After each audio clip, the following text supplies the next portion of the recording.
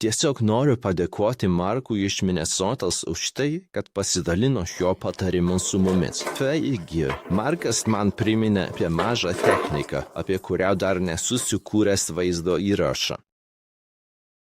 Taigi, iš esmės, kai pirmą kartą praeinate pro labai siaurą užsikimšimą, galite apvynioti savo grandinę taip, kad skersmuo, pro kurį ji praeina, būtų daug mažesnis.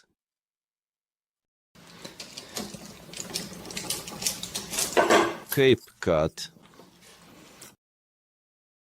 kai praeisite pro pradinį užsikimšimą, galite tada atidaryti tai taip, kad išvalytumėte likusį vamzdžio skersmenį ir užtikrinti, kad viskas būtų švaru. Dar kartą, Markai, labai ačiū, vertinu atsiliepimus. Turėkite puikią dieną. Ciao.